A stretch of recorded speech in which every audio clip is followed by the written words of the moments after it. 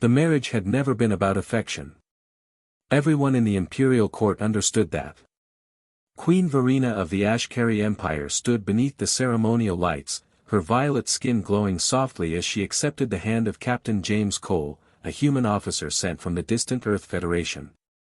The union existed for one purpose only, to finalize a treaty meant to end decades of cold tension between two wary civilizations.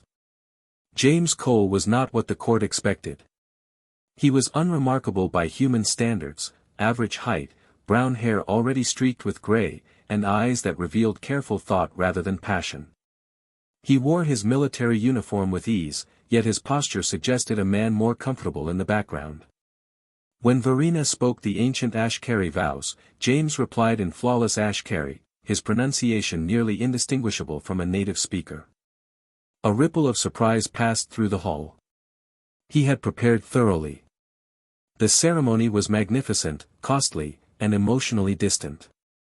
Verena posed perfectly for the cameras, her movements elegant and ritualized. James stood beside her, hands clasped behind his back, face calm and unreadable. They completed the required gestures, drank from the unity chalice, and were declared bonded under the laws of both empires. The early months were strained. Verena governed an empire spanning 17 worlds, commanding fleets and managing populations in the billions. James was given the title of military advisor, though everyone knew the role carried little real authority. He attended council meetings without interruption, rarely spoke, and spent most of his time studying in the palace archives. He absorbed Ashkari history, culture, and military theory with quiet intensity. Verena found him puzzling. He demanded nothing, showed no resentment toward his ceremonial role, and never attempted to exert power he had not earned. Occasionally, she would find him alone in the observation dome, gazing at the stars. "Do you miss Earth?" she asked him one evening. "Yes," he answered after a moment. "But home is where duty sends us." She studied him carefully. "You volunteered for this marriage." "Why?" "Someone had to," James replied with a faint smile. "And I believed it might succeed." "You believed in peace." "I believe in necessity," he corrected. "War between our peoples would cost millions of lives. This was the better path." Against her expectations, Verena found herself respecting him. Slowly, that respect grew into something deeper. James proved far more perceptive than anyone anticipated. He listened closely, spoke kindly to palace staff, and learned the names of every guard and servant. He debated philosophy with advisors and shared quiet humor with soldiers. Over time, the political alliance between him and Verena began to resemble something genuine. Then the Vorath returned. The Vorath were an ancient enemy, predators who had raided Ashkari space for generations. After years of silence, they emerged with upgraded weapons and renewed aggression. 3 border worlds fell in a single night. Defenses collapsed. Entire populations were slaughtered. Verena mobilized the imperial fleets immediately. An emergency council convened. James took his usual place at the back of the chamber, silent and observant. Admiral Torvak presented the proposed strategy, a measured response designed to reclaim territory and establish a defensive line. Losses would be heavy but acceptable. "Your Majesty," James said quietly. Every head turned. He almost never spoke without invitation. "Yes." Verena replied. James approached the holographic display. "With permission, I will speak freely." "Granted." "This plan will fail," James said calmly. "The Vorath are not conducting raids. This is a full invasion. The border attacks are a distraction." He shifted the display, highlighting a point deep within Ashkari territory.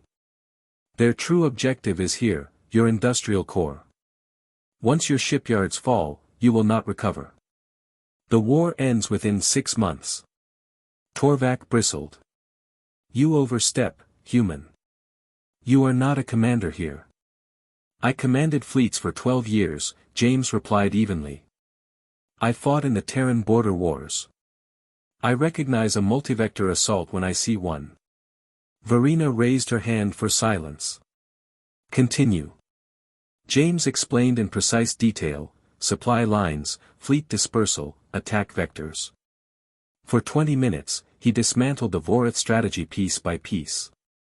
When he finished, the chamber was silent. What do you suggest?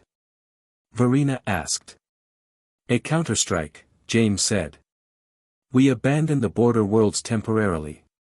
Evacuate civilians where possible, but do not commit the main fleet. Instead, we locate their staging area and destroy it completely. Without logistics or command, the invasion collapses. That would mean leaving our people, Torvak protested. It would mean saving the Empire, James replied. If you fight the war they want, you lose everything. Verena studied him for a long moment. Then she spoke. Prepare both plans. I will decide within the hour. When the hour passed, Verena made her decision. James Cole was given command of the Third Fleet, 20 capital ships and dozens of support vessels. Torvak objected openly, but Verena silenced him with a single look. James requested only one concession: access to the human liaison officers embedded within the Ashkari military. Verena approved. The fleet departed 2 days later. James worked relentlessly. He coordinated drills, analyzed intelligence, and pushed the crews harder than they had ever been pushed.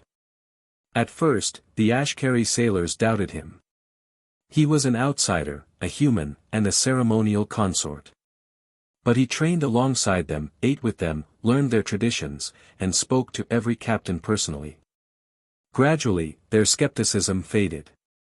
They followed him not because of his title, but because he knew war. The Vorath staging area lay hidden within a nebula dense with mines and sensor interference. James led the fleet through personally, using a dangerous navigation technique he had learned long ago. They slipped through the minefield at impossible speeds and emerged directly inside the enemy formation.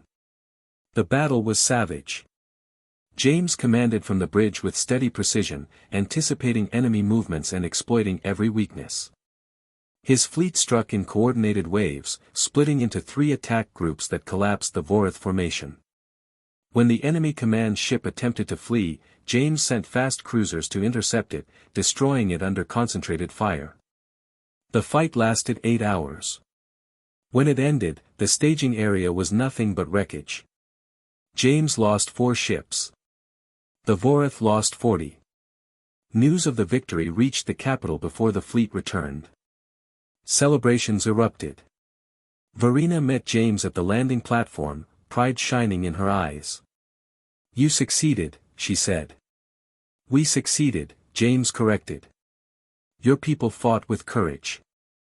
The war is turning, she said. The conflict continued for 3 more months, but momentum had shifted. James led 2 additional counterstrikes, each more precise than the last. The Vorath sued for peace. The border worlds were reclaimed. The Empire endured. James returned quietly to his role as consort, but nothing was the same. The court that had once dismissed James now regarded him with awe. Sailors called him the Silent Storm. Stories spread of the human who fought with terrifying calm and flawless strategy. Verena found him once more in the observation dome, staring into the stars. You could have remained in command, she said. I would have named you Admiral. James shook his head. That was never my purpose here. Then why did you fight so fiercely, she asked. He turned to her, and for the first time she saw true emotion in his eyes. Because they threatened you. They threatened what we've built. And I will not allow that to be taken from me. You care about the Empire, she said softly. I care about you, James replied. The Empire came with the responsibility. She laughed, genuinely, and took his hand. You humans are strange. We are, James agreed. But we keep our promises. They stood together beneath the stars, a queen and her consort, born of different worlds, bound by more than diplomacy. In the archives, historians would later record that the marriage between Queen Verena and Captain James Cole was the greatest diplomatic triumph of the age. Those who knew them understood the truth. It had never been about politics. It had been about trust forged in fire, loyalty proven in battle, and love found where no one expected it.